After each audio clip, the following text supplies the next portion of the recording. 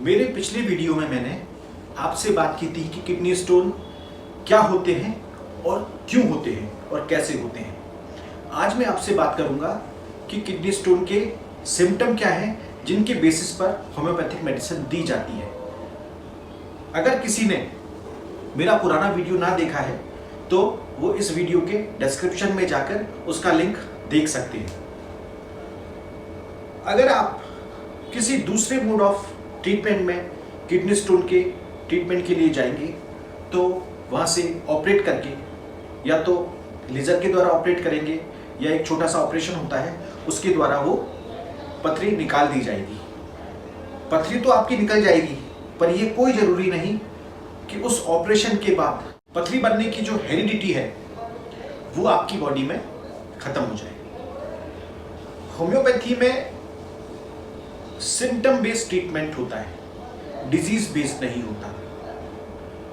पथरी की जब बात करते हैं या किसी भी डिजीज की बात करते हैं तो लोग डिजीज का नाम सुना और दूसरे मोड ऑफ ट्रीटमेंट की तरह उस डिजीज के नाम से होम्योपैथिक मेडिसिन सर्च करते हैं और सीधा जाकर उनको खरीदते हैं और खाने लग जाते हैं। जैसे कि मैं आपको बताऊं कि पथरी के लिए बर्बेरिस वल्गैरिस, सारसापेरिला, कैंथेरिस लोग जाते हैं, बोलते हैं मुझे बर्बेरिस वल्गैरिस दे दें साहब पथरी हो रही है, मुझे कैंथेरिस दे दें पथरी हो रही है, या मुझे ऐसा करें कुछ ऐसा दे दें जिसमें तीनों का एक मिक्सचर हो, मैं वो खा लूँगा, किसी ना किसी से तो मेरी पथरी निकल ही जाएगी। डॉक्टर के पास जाना जरूरी नहीं समझते। लेकिन आपको पता है कि होम्योपैथी में जो मेडिसिन बनी है उनका जो प्रूविंग है वो हेल्दी ह्यूमन बींग्स पर की गई है। उनको पहले दवाई देकर देखा जाता था और उन दवाई के सिम्टम अगर उस पेशेंट के अंदर, उस पर्सन के अंदर आ जाते थे तो ये माना जाता था कि ये जो मेडिसिन इस हेल्दी आदमी में सिम्टम ला रही है, ये सिम्टम आने पर यही दवाई इसको ठीक करेगी। जैसे बर्बेरिस है, सारसापेरिला है, जब ये हेल्दी ह्यूमन बीइंग पर प्रूव की गई तो उनके अंदर पथरी जैसे सिम्टम या पथरी प्रोड्यूस हो गई, तो ये देखा कि ये पथरी प्रोड्यूस कर रही है तो यही ठीक भी करेंगी। अब आप सोचिए कि आपकी बॉडी सारसापेरिला मांग रही है और आप बर्बेरिस वल्गैरिस खा गए, कैंथेरिस मांग रही है और आप उसकी जगह दूसरी मेडिसिन खा गए, तो क्या वो आपकी उस बीमारी को ठीक करेगी या खुद के सिम्टम आपके अंदर प्रोड्यूस कर देगी? तो मैं आपको बताऊंगा कि होम्योपैथी में जब भी आप कोई दवाई खाएं तो केवल डॉक्टर से राय लेकर ही खाएं। पथरी के सिम्टम पर मैं दोबारा आता हूं।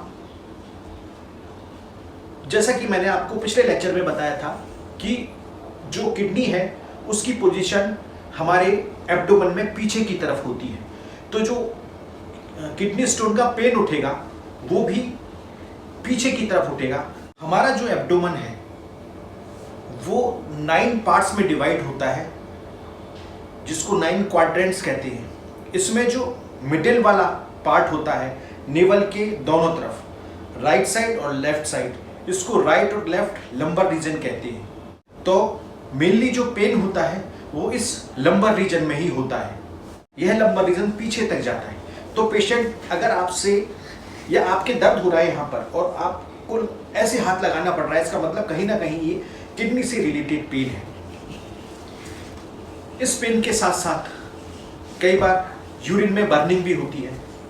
यूरिन में बर्निंग कई बार करते समय होती है, कई बार यूरिन करने के बाद होती है, कई बार हमें यूरिन का रिटेंशन हो जाता है, कई बार यूरिन के साथ ब्लड आने लगता है, कई बार जो ये पेन है ऐसा लगता है कि किसी ने सुई चुभा दी है। कई बार ऐसा होता है कि आपके किडनी का दर्द हो रहा है और आप उस जगह को तेजी से पकड़कर और दबाकर बैठे हैं। कई बार ऐसा होता है कि आप ऐसे पीछे की तरफ मुड़कर बैठे हैं। कई बार ऐसा होता है कि दर्द आता है तेजी से, फिर रुक जाता है, फिर आएगा एक दौरे की तरह, फिर रुक जाएगा। कई बार आप देखेंगे कि दर्द यहाँ से उठ रहा है और पीठ में फैल जाता है। कई बार आप देखेंगे कि जो दर्द है वो नाभि पर आकर ठहर जाता है। कई बार दर्द हमारे जेनाइटल्स तक चला जाता है। तो डिजीज एक है, पथरी हो रही है, लेकिन वो अपने को एक्सप्रेस अलग अलग तरीके से कर रही है। तो इसी तरीके से जिस तरीके से वो एक्सप्रेस कर रही है उसी बेसिस पर होम्योपैथी में मेडिसिन होती है। आप डॉक्टर को बताइए जाकर कि सर मेरी ऐसे दर्द हो रहा है, या डॉक्टर खुद पूछ लेगा और उसके बेसिस पर आपको मेडिसिन देगा। और ऐसा हो ही नहीं सकता कि उस मेडिसिन से आपका वो स्टोन ना निकले। फिर भी मैं कुछ मेडिसिन के बारे में आपको यहाँ पर जानकारी दे देता हूँ जो कि किडनी स्टोन में मोस्टली अच्छा काम करती हैं, लेकिन बिना डॉक्टर की सलाह के आप उन दवाइयों को ना खाएं। धन्यवाद।